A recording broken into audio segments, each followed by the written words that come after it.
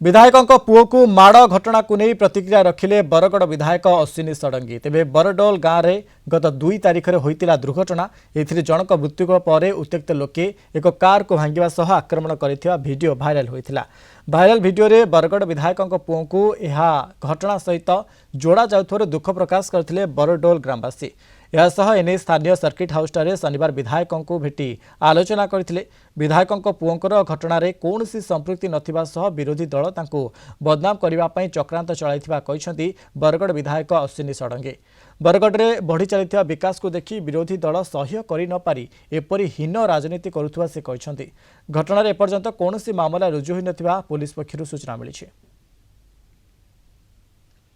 मोर पुओ तो मोर संगे बुलुची, मोर संगे एटा आराम से बुलुची।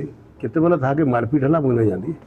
आज भुवनेश्वर मुझे फेरली आपन सामने आज गाँव समस्ते आसी जेन इनसीडेंट होइचे गाड़ी जे चलाउला मैंने बसी थे 4टा सांग आला बेले इनकर आप जेनटा गाँव वाले यहाँ बाख्या कले मुई काली जाऊे गाँ की मुझे कहली जाऊँ स्पॉट के जाऊे गाँव समस्ते बस कथबार्ता हाँ हठात माड़ी आसला पब्लिक ऊपर हठात माड़ी आसला स्ट्राइक होता बहुत लोग थे हठात स्पीड गाड़ी बढ़े लोग डरी गले एक्सीडेंट होला स्पॉट दे हॉस्पिटल भी निगला जना पड़ा जे से लेडीजटा मृत्यु माने स्पॉट